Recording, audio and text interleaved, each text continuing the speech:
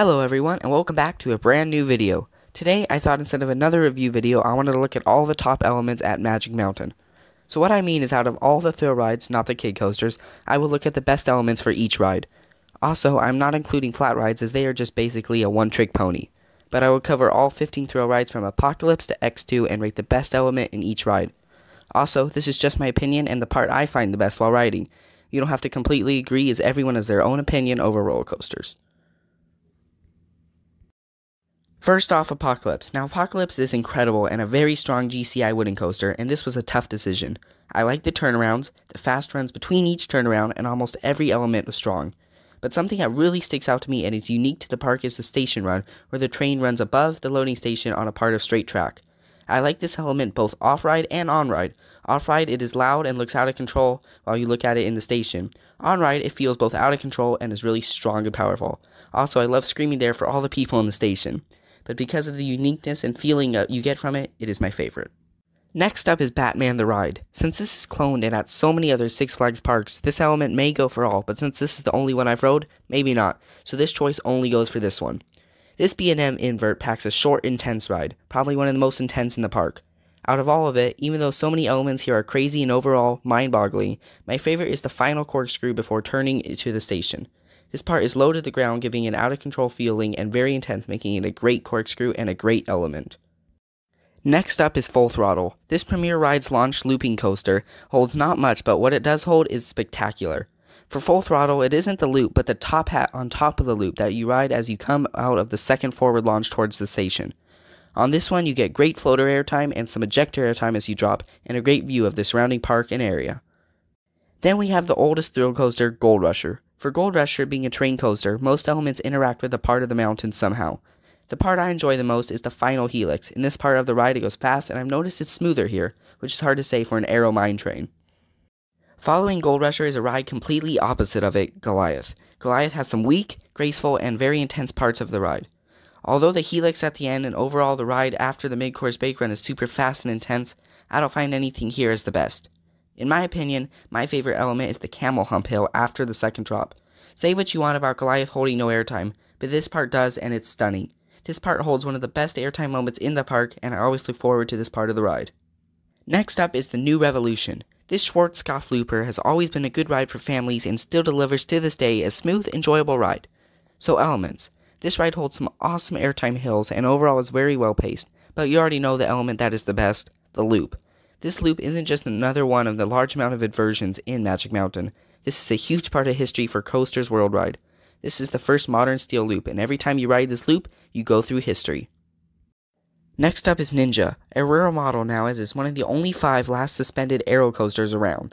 Even though it is old, it is still a wild terrain coaster and is great on how it interacts as it goes down the mountain and throughout how it flies over the water at Jetstream.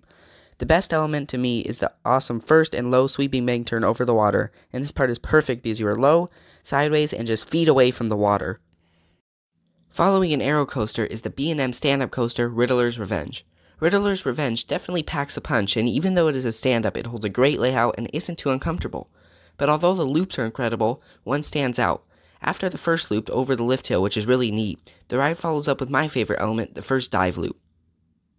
1. This dive loop holds actually decent airtime as it reaches the peak, and second, when you turn to drop, you see the Sky Tower and some other of Magic Mountain's rides fly upside down, which is always a cool sight.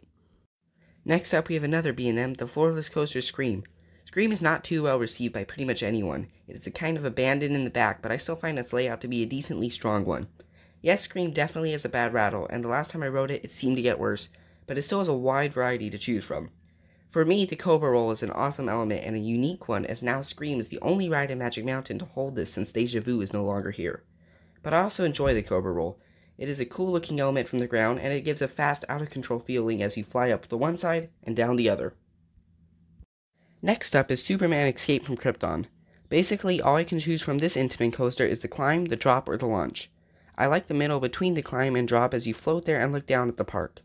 Now, I never got to ride it when the cars went forward, but I feel like you would get a lot more floater airtime compared to now, where the opportunity of floater time seems to drop as you fall towards the restraints in the ground, instead of the feeling like you're flying towards the sky.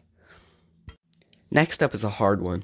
Tatsu, probably the best B&M in the park, a legendary flyer with legendary elements. I'm sorry, inline twist or the zero G rolls, but the Pretzel Loop beats all. This element is like its own ride inside of a ride. For such a graceful ride, and then this element is incredible. The Pretzel Loop standing at 124 feet makes it the tallest of its kind, and it's crazy. From the top where you fly forwards in your seat before falling on your back as you reach the bottom, and back to the restraints when you get to the other side, this element is truly nuts. Next up is also a very difficult choice. Since RMC packs in so many elements in every ride, Twisted Colossus holds even more since it's a dual track. This decision is tough. I love the double ups, I love the zero G roll and the Top Gun stall, and I love the high fives, but out of it all, I gotta give it to the Top Gun stall on the green track. This element gives some great hang time and really holds you there for a couple seconds. Although Twisted has so many elements, the Top Gun stall just excels over the rest. Next up is the heavily debated aero looper Viper. Although this ride isn't too well received, I still think it holds great elements, and overall the ride itself is just colossal all around. The loops are great, especially the first 144-foot high one, but I love the Batwing. Again, another unique element. The Batwing is just something unique and different, and that's why I make this my favorite on Viper. Next up is the brand new ride to join Magic Mountain, West Coast Racers. A great Premier Rides racing coaster, and along with that, some great parts. Although the corkscrews, spaghetti bowl, and the 4 launchers are pretty strong, the high five is the king. Both tracks are great for the high five, and they always really make you feel like you're doing a tight racing turn, and that you are literally going to high five the other train, although the comfort collars are a little annoying. Last but definitely not least is the Monster Coaster X2. How can any of these elements be less than another? Well, one does stand out, although the first Raven turn is awesome as you look down as you fly up, and the turnaround is a great breather. But the winner goes to the drop. That little test drop blows me away every time. No, just kidding. It is the big 88.5 degree drop that turns you from your back to looking straight down. Nothing is like it in the park. Wait, the state. Wait, no, the West Coast. No, America. X2 holds a signature drop that nothing can beat in America.